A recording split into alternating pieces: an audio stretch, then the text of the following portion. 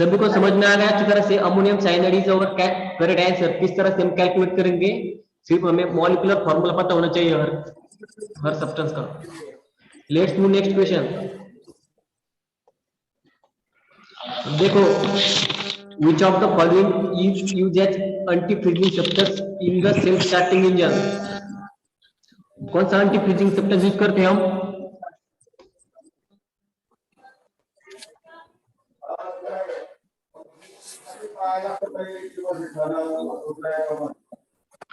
सभी को स्क्रीन दिखाई दे रही है, क्वेश्चन दिखाई दे रहा है? हाँ सर। देखो क्या आएगा, 125 को क्वेश्चन दिख रहे हैं हम। कौन सा एंटी फ्रीजिंग इंजन है जो हम इंजन यूज करते हैं सेल्फ स्टार्टिंग के लिए?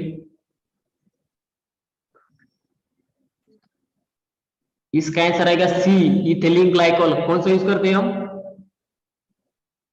इथिलीन ग्लाइकोल यूज करते हैं। अब देखो एंटी फ्रीजिंग एजेंट क्या होता है, जो हमारा फ्यूल रहता है हमारे इंजन में, उसको फ्रीज नहीं होने देता। क्या फ्रीज नहीं होने देता, इसीलिए हम उसमें इथिलीन ग्लाइकोल यूज करते हैं। Okay,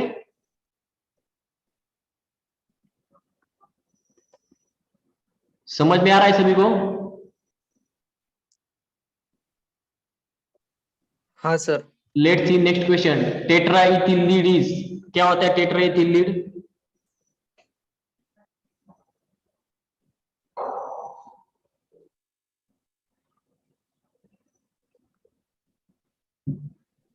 antioxidant. No, antioxidant no. हम टेट्राइथिलीन, नो, टेट्राइथिलीन को हम फ्यूल में यूज करते हैं। किसमें? फ्यूल में यूज करते हैं, जो एक एन एंटी नॉकिंग कंपाउंड होता है। क्या? Anti knocking compound. इसका मतलब पता है आपको एंटी नॉकिंग? No sir. अब देखो गाड़ी के फ्यूल में जो हमारे कौन से कंपाउंड रहते हैं फ्यूल में? ब्यूटेन रहता है ना, ब्यूटेन। हाँ, तो क्या होता है, वो एक दूसरे पे उनकी टक्कर होती है, उसकी वजह से क्या होता है, वहां पर एनर्जी क्रिएट होती है। तो अगर वहां पर एंटी नॉकिंग कंपाउंड रहेगा तो उसको कंट्रोल करेगा, नॉकिंग की प्रोसेस को। जो कि दो कंपाउंड की टक्कर होती है, तो उसको कंट्रोल करने के लिए वहां पर एंटी नॉकिंग कंपाउंड डाल दिया जाता है। नॉकिंग का मतलब है एक दूसरे से टक्कर लेना। ओके, तो वहां पर टेट्राइथिलीन डाल दिया जाता है, क्योंकि जो इंजन का प्रोसेस है उसको कंट्रोल करने के लिए, यानी कि जिस उससे जो एनर्जी मिट होगी उस प्रोसेस से, तो उसको कंट्रोल करने के लिए हम वहां पर एंटी नॉकिंग कंपाउंड डाल देते हैं, जो कि एक tetraethylene. Okay, okay sir. Sir answer option C है। Yes, option C is our correct answer. Which one of, let's see next question. Chlorofluorocarbon is also known by the name of? फ्रेयॉन। Yes, freon is correct answer. Okay, let's move next question. Which one of the following metallic atom is present in molecule of superphosphate? सभी खेत में use करते होगे ना superphosphate fertiliser. कौन सा रहता है सुपरफॉस्फेट में? कैल्शियम रहता है। क्या? कैल्शियम। ओके, सुपरफॉस्फेट में कैल्शियम प्रेजेंट रहता है metal. Let's move next question. The element radium is extracted from, किससे कहते हैं? किससे रिपीट होगा ये भी? किससे रेडियम को एक्सट्रैक्ट? हाँ, yes, pitch black is correct answer. B B. Yes, देखो next question. Chromium oxide is used as a component in the paint in order to get, कौन सा कलर मिलता है क्रोमियम ऑक्साइड से हमें? ग्रीन कलर, ग्रीन कलर मिलता है। कल का हमारा एक क्वेश्चन था, कॉपर ऑक्साइड का कलर कौन सा होता है? तो उसका कंफर्म आंसर है ब्लैक होता है कॉपर ऑक्साइड का कलर। और एक बच्चे ने पूछा था कि जो स्टैच्यू ऑफ लिबर्टी है उसका कलर तो ग्रीन हो रहा है, तो स्टैच्यू ऑफ लिबर्टी किससे बनी होती है? ब्रांज से बनी होती है, यानी कि कॉपर और टिन का वो अलॉय होता है, इसकी वजह से वो ग्रीन बनती है। ओके, कल का क्वेश्चन था ना हमारा, एक कॉपर ऑक्साइड का कलर कौन सा रहता है?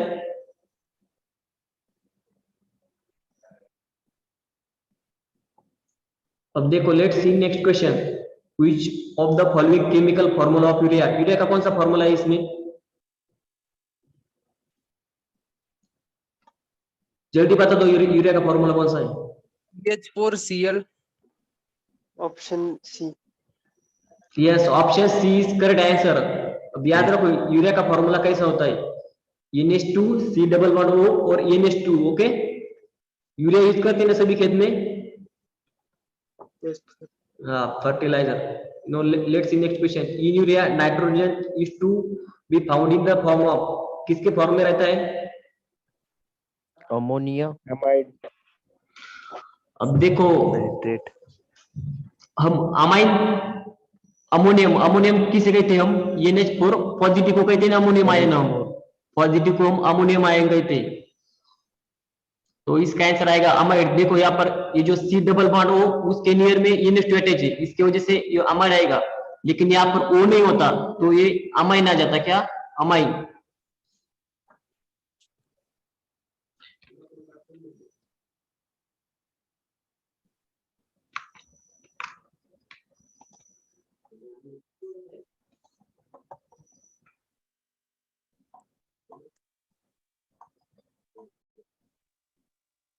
देखो एक क्वेश्चन हमारा रिपीट हो गया, the percentage of amount of nitrogen present in urea, urea में कितने अमाउंट में प्रेजेंट रहता है, अभी कैलकुलेट किया था हमने, बताओ जल्दी जल्दी। 46। यस, हम समझ में आएगा ना हम किस तरह से कैलकुलेट करेंगे परसेंटेज ऑफ नाइट्रोजन। सर। हाँ, इसको थोड़ा सा रिपीट कर लेने का, रिवाइज कर लेने का, फिर याद रह जाएगा आपको किस तरह से परसेंटेज ऑफ यूरिया कैलकुलेट करना है हमें। Let's see next question, the first synthesis of urea in the laboratory was done by which scientist, किस साइंटिस्ट ने किया था प्रिपरेशन सबसे पहले।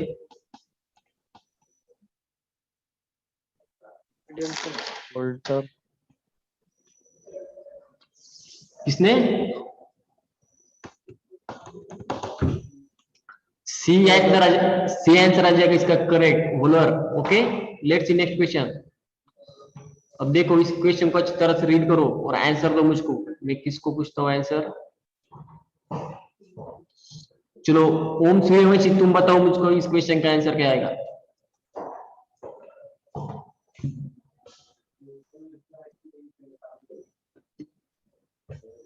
ओम सूर्यवंशी आंसर बताओ जल्दी जल्दी इस क्वेश्चन का।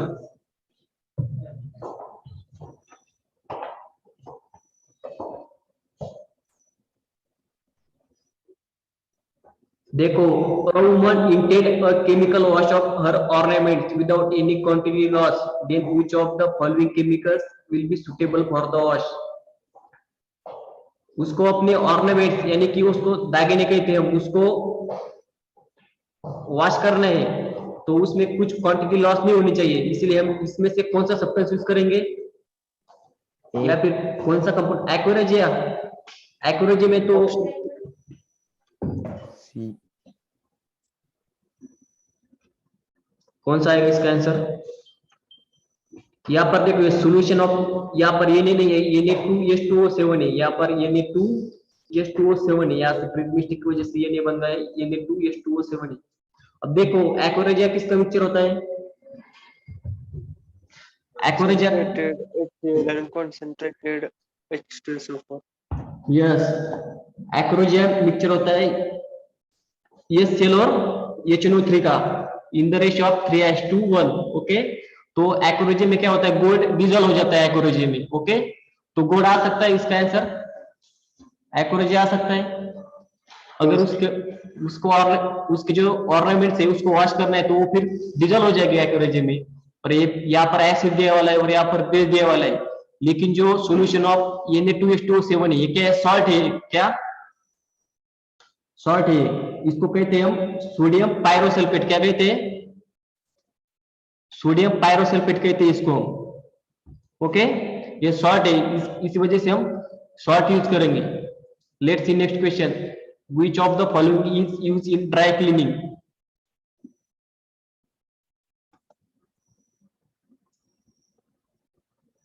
बताओ आंसर इसका। सी। अभिजीत वाक मारे तुम बताओ मुझे इस क्वेश्चन का आंसर अब।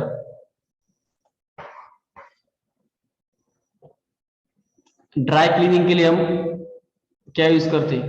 ड्राई क्लीनिंग पता है किसको क्या कहते हैं? ड्राई क्लीनिंग का मतलब क्या होता है?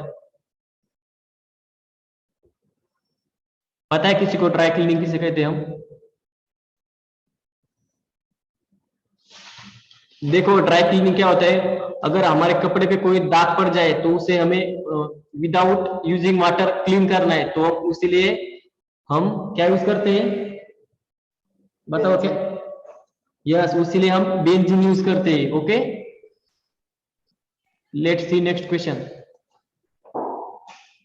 Which of the following is obtained by the reaction of benzene and chlorine in the presence of catalyst? Chlorobenzene. Yes, chlorobenzene मिलता है। अभी देखा हमने क्लोरोबेंजीन का फॉर्मूला याद है आपको? कैसा रहता है? बेंजीन रहती है और ये क्लोरीन अटैच रहता है। ओके, अब देखो ट्राइनाइट्रोटोलुलीन का फॉर्मूला बता दिया था मैंने आपको। क्या होता है trinitrotoluene? Explosive. Yes, trinitrotoluene is explosive. Okay, explosive का मतलब क्या होता है? विस्फोटक होता है वो। क्या? विस्फोटक। Okay, let's see next question. The oil mirbane is also known by the name of. Mirbane oil किसको कहते हैं हम? Nitrobenzene. Answer option A is correct, nitrobenzene. और नाइट्रोबेंजीन से हम किसका प्रिपरेशन करते हैं? पैरासिटामोल टैबलेट पता है हम यूज करते हो, पैरासिटामोल।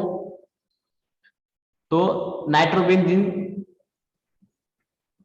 का रिएक्शंस कर कर हम पैरासिटामोल बनाते हैं। इसको पैरासिटोफिनॉन भी कहते हैं हम, जो कि एक antipyretic and anti energetic drug होती है। Okay, let's see next question. The chemical name of tear gas. Tear gas पता है आप सभी को? टीयर गैस पता है?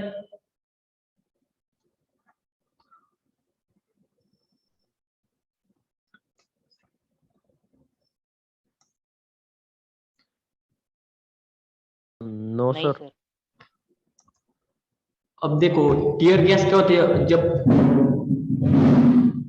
कहाँ पर लड़ाई वगैरह हो गई तो जो हमारे सैनिक लोग रहते थे वहां पर टीयर गैस छोड़ते हैं, जिसके जो हमारे जब आंख में जाता है तो आंख में जलन होने, इरिटेशन होना शुरू कर देती है।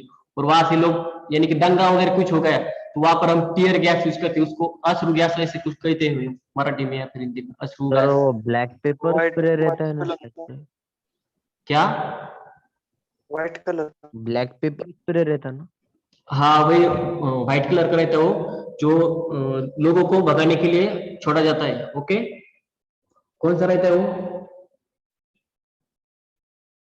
Paper spray. बेंजीन। वो रहता है अल्फा। नो, ऑप्शन ये नहीं, D option, alpha chloro acetophenone. कौन सा? Alpha chloro acetophenone. Tear gas का मतलब समझ में आ गया आपको? अश्रु गैस कहते हैं हम, जिससे आंखों में इरिटेशन होना शुरू हो जाता है, आंखों से पानी आना शुरू हो जाता है हमारे आंख के कांटेक्ट में आने के बाद। अब देखो Tyndall effect, which of the following will show Tyndall effect? Salt solution. देखो अच्छी तरह से थिंक करो और आंसर दो।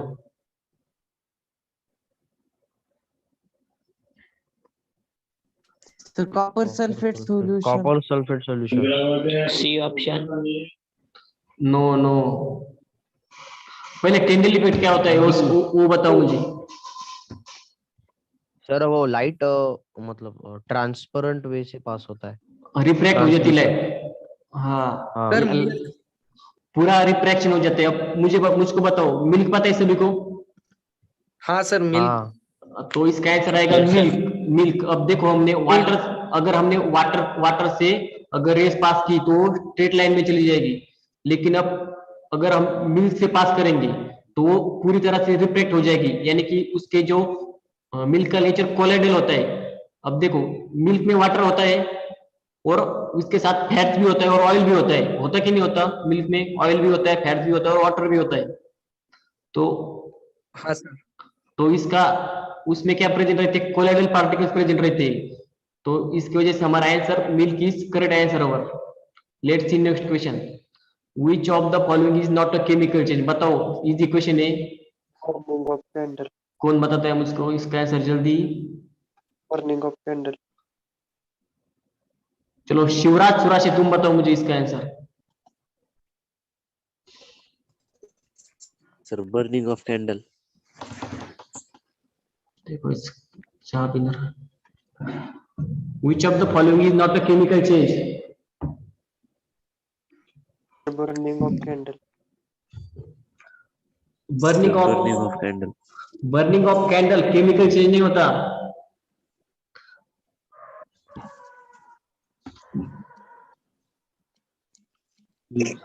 Rusting of iron. No, rusting of iron से तो केमिकल चेंज हो जाता है सर एक बार। Sir B. Heat of wax.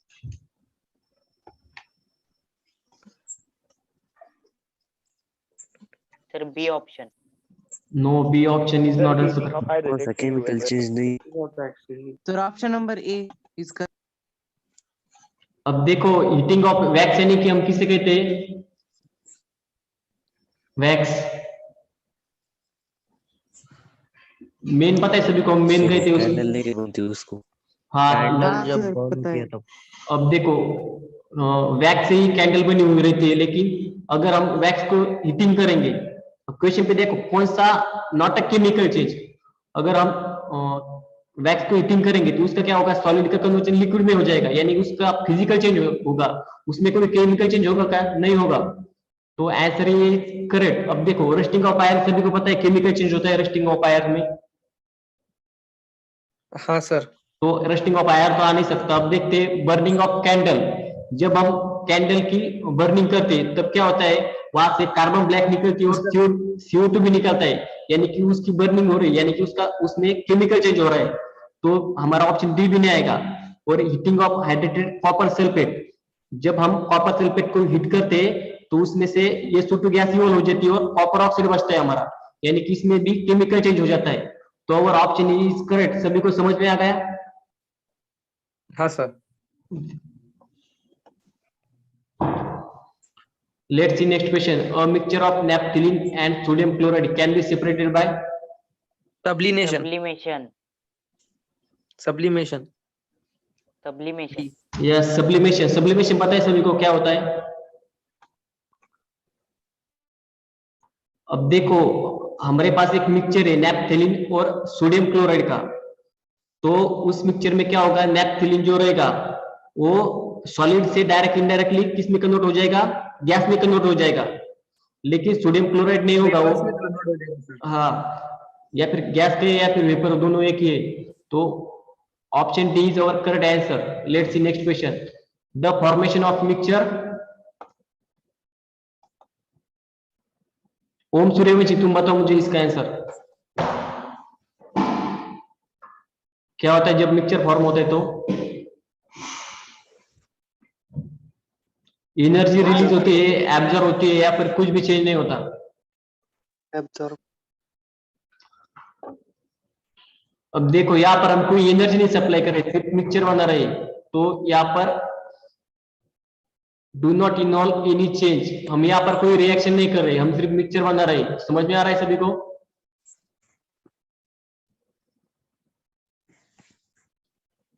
यहाँ पर हम कोई एनर्जी सप्लाई नहीं कर रहे, कोई रिएक्शन भी नहीं कर रहे, सिर्फ मिक्सचर बना रहे। लेकिन देखो हम मिल्क है और मिल्क में हमने पानी डाल दिया तो मिक्सचर ही बन गए ना, तो इसमें कोई एनर्जी एब्जॉर्ब या फिर रिलीज नहीं होगी।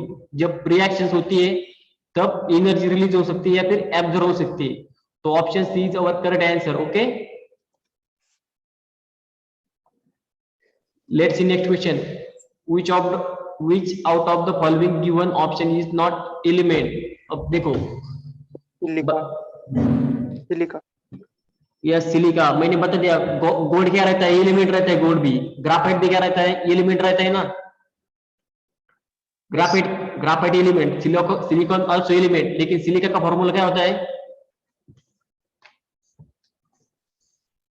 SiO4, SiO4, sorry, SiO2, Yes, SiO2. Okay. Let's see next question. Which of the following is compound? इसमें से मुझको कंपाउंड बताना है कौन सा है? CO2. CO2. CO2. Yes, CO2 is CO2. अब देखो N2 क्या है? मोलिक्यूल है। मोलिक्यूल और कंपाउंड में कंफ्यूज नहीं होना। मोलिक्यूल सेम एटम का बना हुआ रहता है, लेकिन जो कंपाउंड होते हैं वो हेटेरो एटम्स, यानी कि दोनों एलिमेंट्स डिफरेंट रहते हैं। अब देखो CO2 में एक कार्बन है और 2 ऑक्सीजन है, यानी कि एक कंपाउंड हुआ। O2 देखो उसमें सेम एलिमेंट से बना है, इसको हम मोलिक्यूल कहेंगे। H2 को भी मोलिक्यूल कहेंगे और N2 को भी मोलिक्यूल कहेंगे। आ गया समझ में सभी को? Let's see next question. Ammonium chloride shows the property of, कौन सी प्रॉपर्टी शो करता है इसमें से अमोनियम क्लोराइड?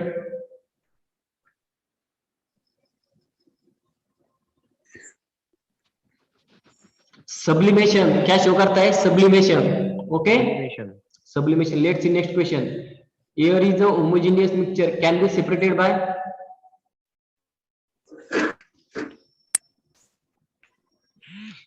ये को yes, B is correct answer. Fractional distillation से हम एयर को सेपरेट करते हैं, यानी कि अगर हमने एयर को कंडेंस किया किसी कंटेनर में और फिर इवापोरेट करने को छोड़ दिया, तो सबसे पहले कौन सी गैस निकलेगी बाहर?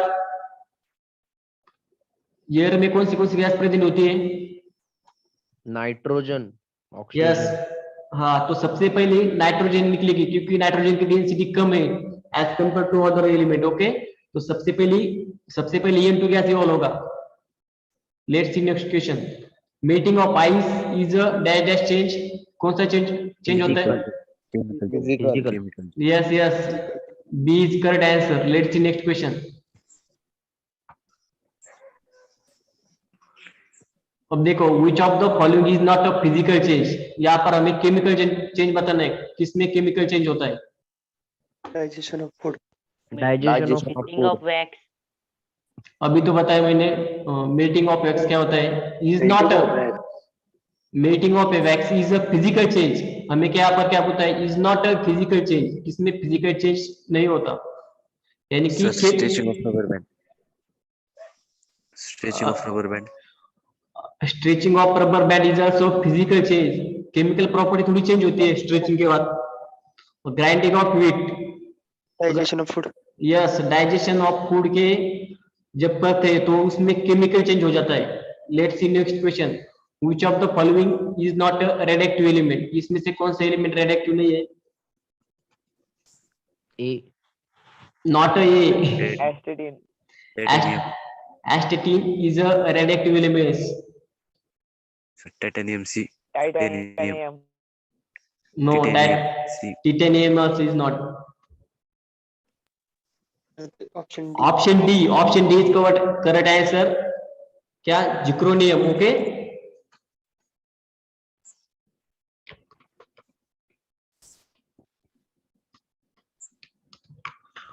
सर आज क्लास कितने बजे तक है? कितने बजे? अब 9-8 हो गए। 9-10 हो गए। खाना खाना है सभी को?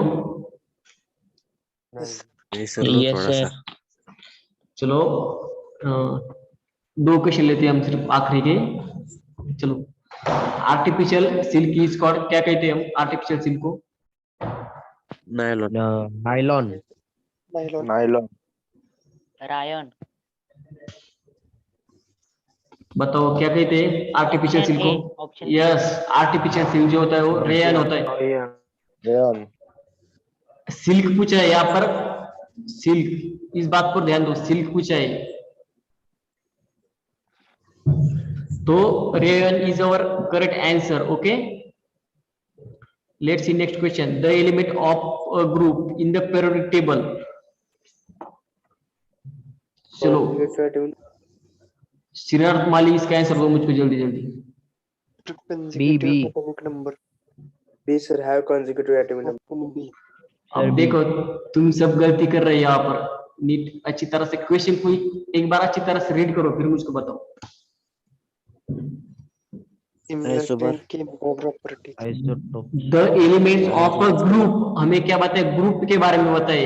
यहाँ पर कुछ पर्टिकुलर ग्रुप के बारे में बात की जा रही है। पीरियड या फिर ग्रुप, याद रखो।